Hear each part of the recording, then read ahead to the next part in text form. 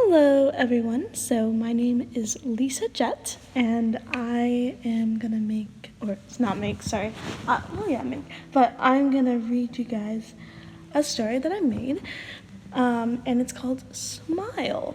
And so basically, why I made this story was, for one, I wanted to make a story video for a while. I just didn't know what I wanted to make.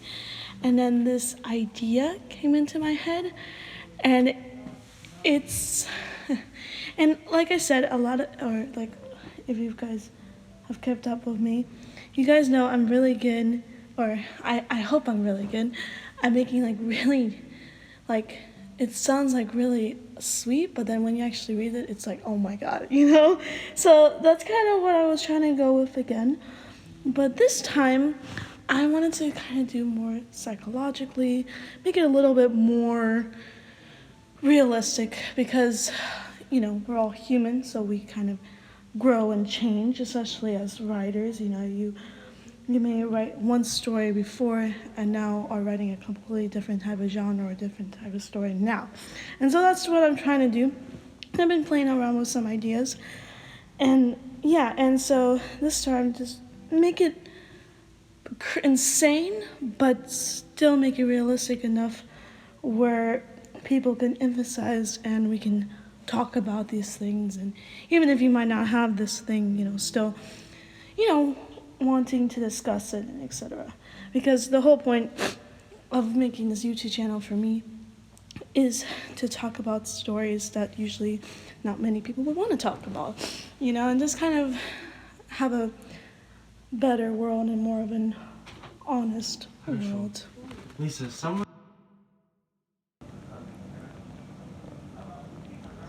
But yeah, so I do hope you like it.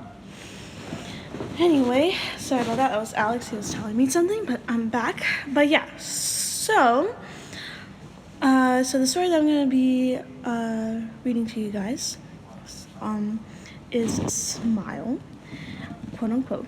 And so basically, to kind of explain it, so it's a story, or it's kind of a very extreme version of a metaphor. And basically, what I'm kind of talking about here is about smiling depression. And for people who don't know what smiling depression, which it sounds very contradicting, yes, but it's a very interesting condition, I guess you could call it that. Interesting concept, because it's like you have depression, but you try to fake that you have it. And it's kind of surprising how a lot of people have this and they don't really talk much about it. So that's why I kind of wanted to talk about it. So that's what this is about. So if you do have this, or if you have these feelings, let's definitely talk about it, because I think it's super interesting. So it's really sad, but I think super interesting, and it would be nice to, nice to talk about it. So anyway, say cheese, smile is all I ever hear, is all I ever know. The only thing that will make me, quote unquote, listen, or really something or someone is telling such hinting to me to be perfect.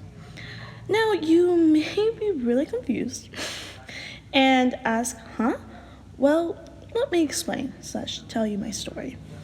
So since I was 5 years old, well, never mind. Let me show you.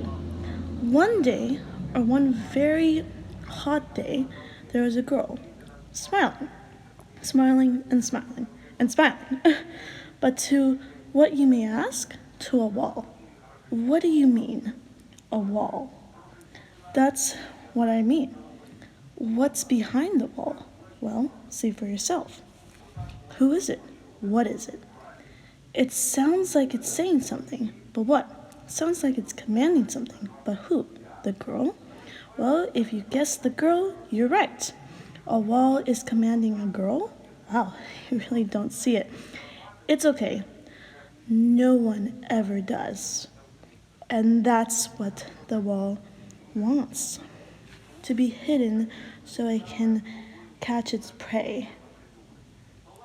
What do you mean? Well, it's a metaphor. for a person who is so important in your life that it sucks all your life out of you. Now you're thinking, so it is someone, but who? Well, if I have to say, it's my mom. And I'll show you what I mean. Say cheese. Come on, smile, the wall demanded. The girl was trying. She really was. But she was terrified at the same time. She knew who was behind the wall. And of course, she saw a camera at her face. So she was trying to smile. But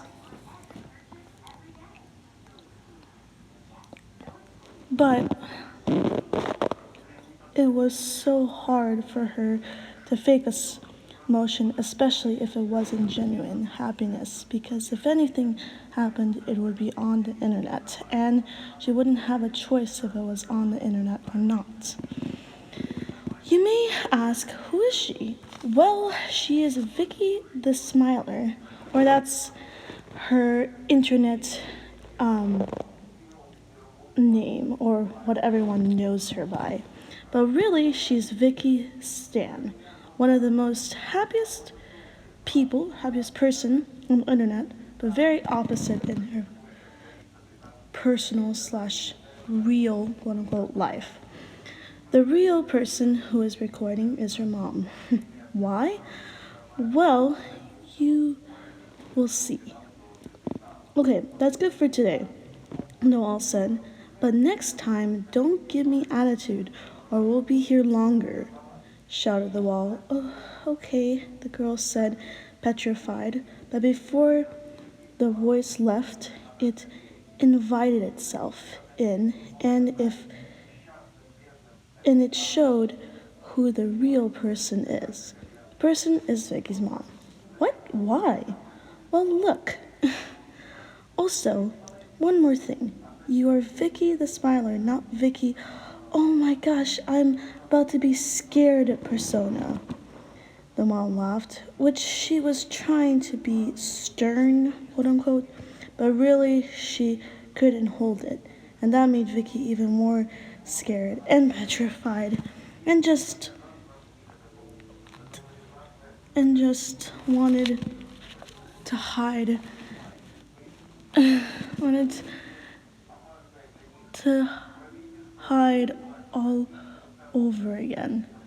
Okay, fine. I guess you never listen, the mom sighed and pointed the camera again, which Vicky got even more scared and just couldn't handle it anymore and just ran away from her room. Hey, come back here. I didn't even start record, yelled the mom, but Vicky was quick and she ran to her friend's house, which was across town, by the way. Just so she never told her mom she had friends or anything of her school or personal life, just because she knew she can use against her, by the way. Messed up. Sorry, I just had to say that. So when she came to her friend's house, she lost her mom's trail. When her mom thinks she's in the house hiding from her and getting mad about it, she really was at her friend's house hiding. Again, messed up. Yeah, and this happened since 5 years old. Yep. Now you may ask, what is going on, and do I really need to know? Well, this is how her mom parents, quote unquote, her daughter is sad or terrified or just showing emotion, or acts out, or just, how children act. She shoves a camera up her face. Yeah, I know. That's my mom. And by the way, single parent. By the way, makes sense. She was telling Josh, her friend, only friend, by the way, and the only person she trusts and knows why she, quote unquote, really is on the internet. Only person. Hey, hey, it's okay. I'm here now.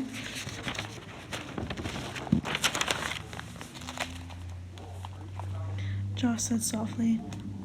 I'm sorry.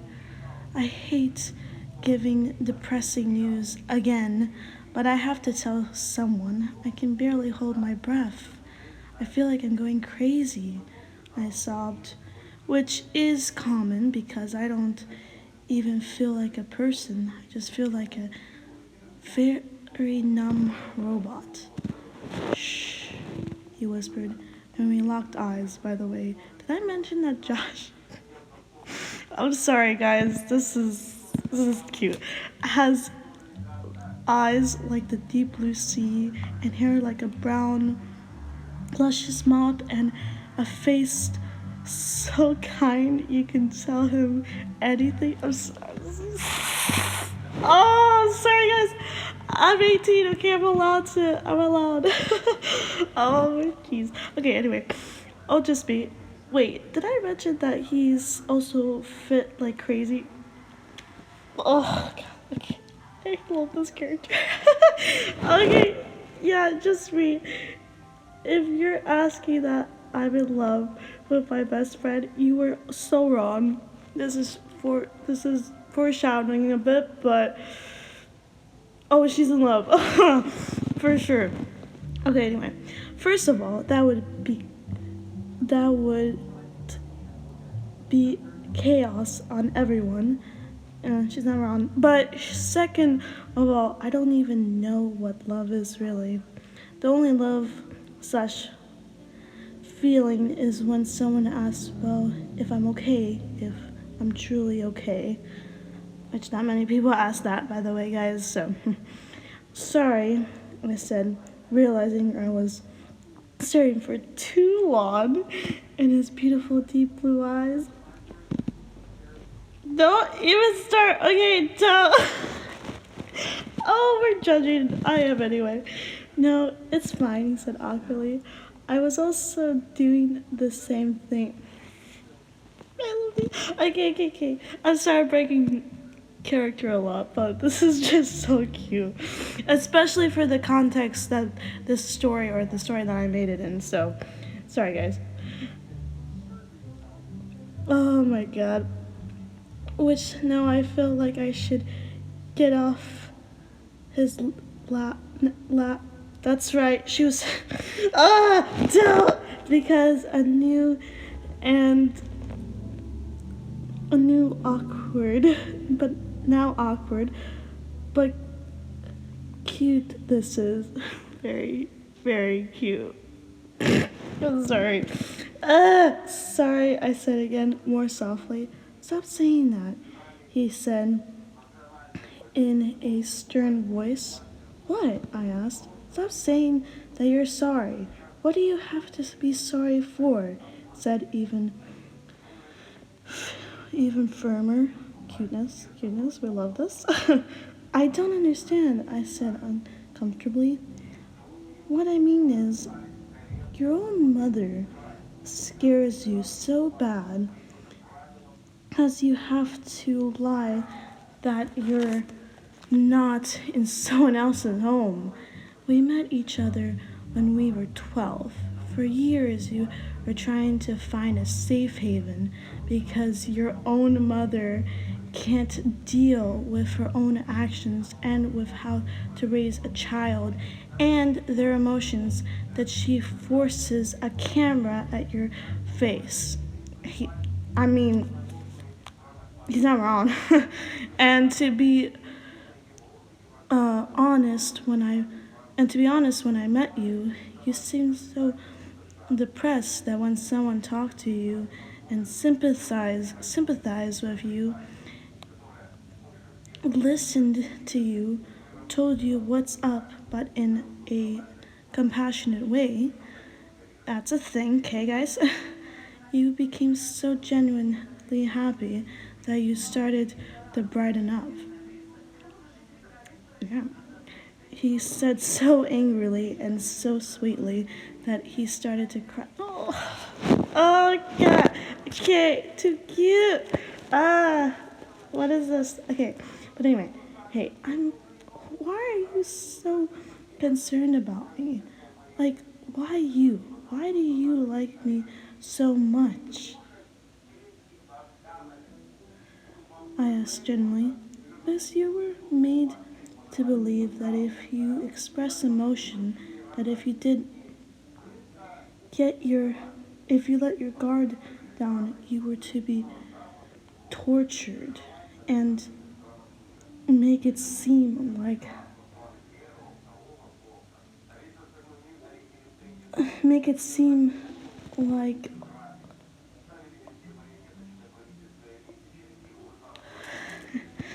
make it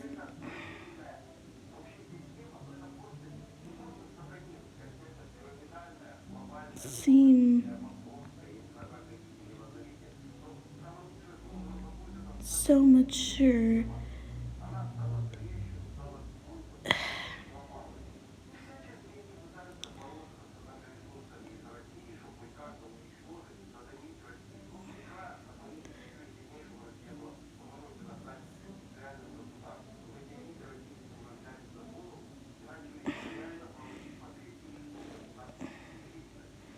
Sure, and make it seem like it all too much. It it would I know, and because of that I want to talk to you so hard, make sure you're okay, said generally. Well, okay. Sorry. Can't speak. Which I was shocked. No one ever said that to me. With so much love and support, I don't even know if I want to go back home, which I don't even think I can anymore. Hey, why do I have this feeling? And then they both locked lips. Fine, you caught me. I guess I can love, and I didn't want it to end. Oh, why is this so cute and sad at the same time? God damn it. Oh, God. Then, when we separated, my heart made 360. Yeah, I said awkwardly, looking like I just saw the world for the first time. Well, that happened. He blushed. Oh, that was actually really nice. I blushed even harder. You know, I feel like I'm 18. Yeah, I'm 18. Oh, wow. And I feel like I want to run away. I can't handle this anymore. Then there was silence, very silent. And then Josh, the friend, I don't know if I mentioned his name. If I didn't, sorry, but yeah, his name's Josh, said, listen, I think you're right. I know that sounds like giving up, but for most of your childhood was in fear and feeling like you have to smile to numb your pain and not able to talk about those feelings, understanding them and working them out. I would do the same. So Vicky and Josh ran away, far away, to another province slash country away, just so that Vicky can finally be human and being in peace. And for years and years, her mother tried to find her, but in no success. Why? Well, she was so scared of her mom and the internet's persona of her that they both changed their names. Vicky used to be the girl that would smile for hours and have collages of her smiling, and Now she is Bree Roberts, a woman who is happy and finally. So sorry, that was my grandmother. Anyway, back to the story. Bree Roberts, a woman who is happy and finally in peace of her emotions, but still will never forget the pain her mom caused her. Sorry guys, sorry, sorry, there's so many interruptions. It's just, I'm in a very loud room, so sorry about that guys. Just have to bear in mind. Anyway, back to this. Although, I do like that there are so many interruptions because the story is quite intense, I will say that. Anyway, back to this. When her mom finally died, she did actually die, so sad. Not really, but whatever. She came to the funeral and finally told everyone and the internet what happened. By the way, the internet actually kind of forgot about her for a little bit. So when she came back, everyone was just like, oh my god, who is this? Oh my god, oh, So that's how the internet works. So, and so she told them what happened and that she got married. Yes, girl. Okay. That her name is Bree Roberts because the girl that was named Vicky died in her mother's grave, and everyone was so shocked, but she finally told everyone and was able to vent and finally able to have good people in her life and the support she needed. So I might have mixed up the notes here, but basically after she got married, when she went to the funeral, she was already married to Josh, yay. And then when she was at the funeral, she basically told everyone that she was married and etc. And so good. It's kind of sad that it took her this long to tell people, but I mean, girl was powerless for a very long time. Anyway, good people in her life and the support she needed. So if you feel like you're in pain and feel like there is no light at the end of the tunnel, remember what you experience in life and the people that are around you give you opportunities to learn and to grow and to evaluate those patterns and to be confident on changing that. You are the main character of your story. Everyone has haters and lovers.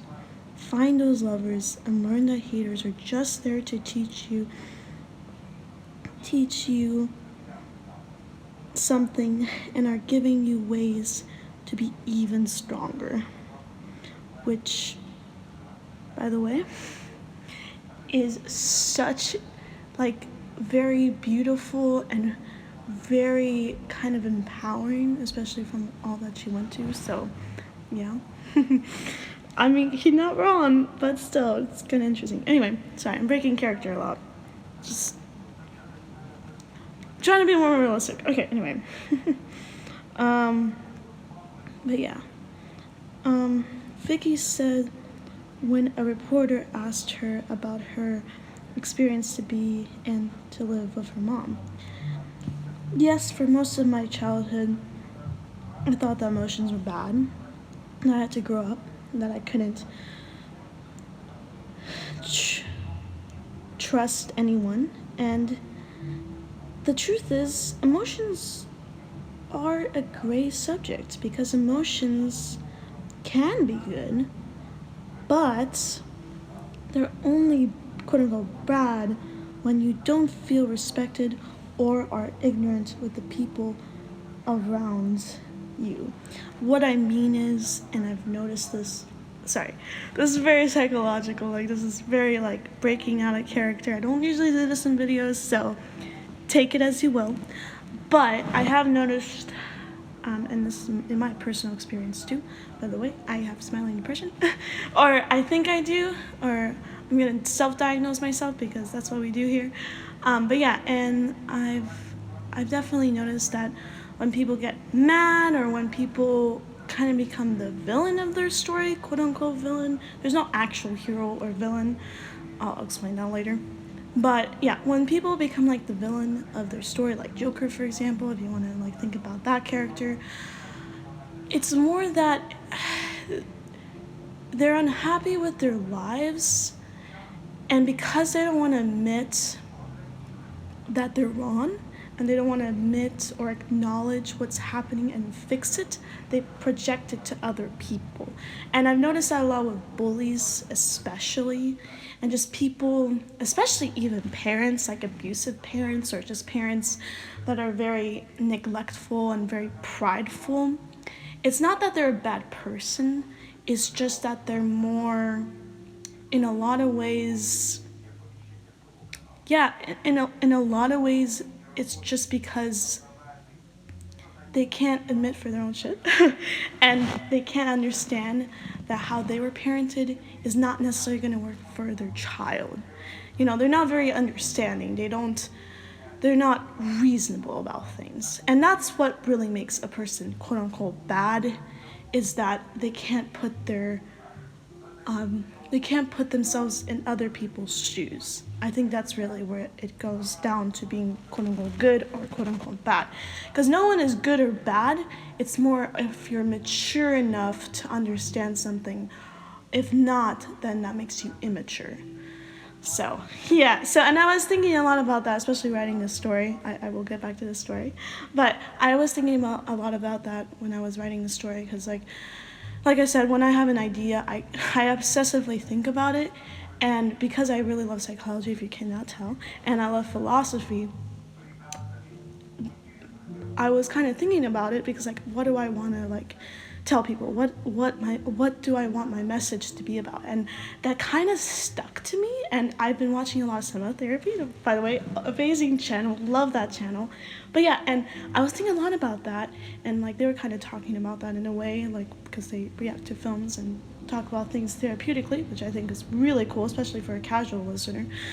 And yeah, and that's kind of what I noticed, and that's why I really wanted to make this story. So that's kind of what she's trying to say about her mom, and I think that's so awesome that she's even able to talk about it, first of all, but especially to say it in that. It's like super, you can tell she really learned and she really grew up, if that makes sense. And obviously, you know, she was the victim, so, you know, obviously she should be allowed to be angry at her mom, but the way she kind of approached it and the way she grew from that, I think a lot of people should learn that. It's very hard to learn that, but it's a really good lesson to learn. So yeah, so that's what she's talking about. Okay. So please understand that judging someone, bullying someone because you don't understand them, or think they're different or weird, is such a waste of time, which it is. I'm not gonna lie, it really is. And it's better to know them and to understand them and to understand about their problems and about other people. And what I'm trying to say is, like I was saying before, the only reason people make wars is, and the only reason bullying even happens, is because people think they have the right to tell other people how to live because they think they're not like them, and they think they're wrong because of that. And that's another thing. That's what she was trying to say. So yeah. Don't project your insecurities. Insecurities and stuff like that.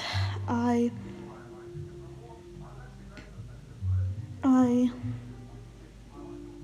hope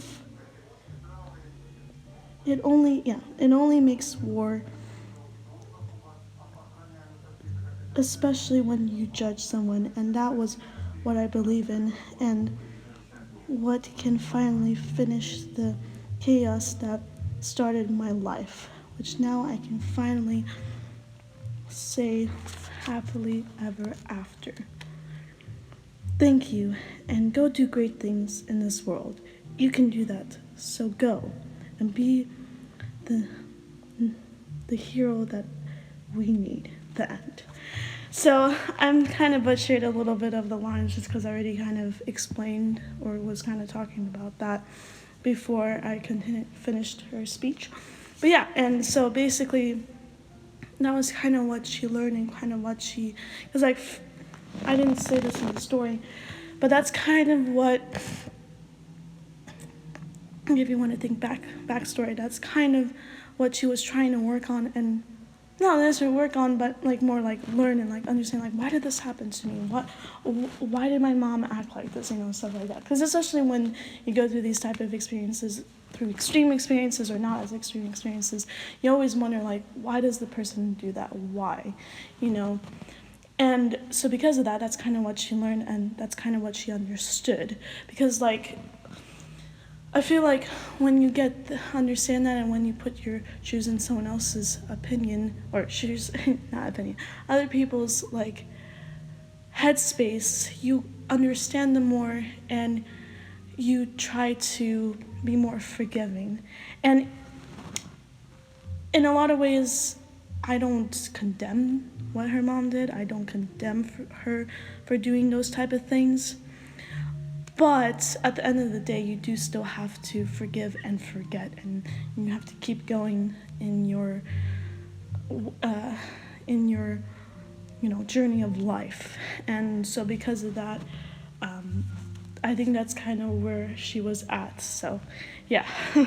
So I'm sorry if this was kind of deep again and deeper, but that's what I wanted to write, and that's kind of what I wanted to talk about especially. And sorry if I was kind of breaking character a lot, but that's what I was trying to talk about. And while I was reading the story, I was just getting these ideas, because like when I read something, especially that's like super like deep and super like kind of makes you think, which is what I try to do when I write, because I think that's just the best type of writing in my opinion. My personal opinion. Yeah, and so that's why I was just kind of like, why I was foreshadowing this, because that's what I was thinking about while reading this. So yeah, it's like, especially as a writer, it's like you may think of something beforehand and then write it down, and then when you read it, you're just like, oh, I have even more ideas. So like, so it's always like, as a writer, it's always an artist too. It's always kind of you always get ideas even from your own work, which I think is so cool and just shows how interesting we humans truly are. So anyway, I'm so sorry that this was so long, but I just really, really, really wanted to make this, so I'm so glad I did. So yeah, anyway, see you next time.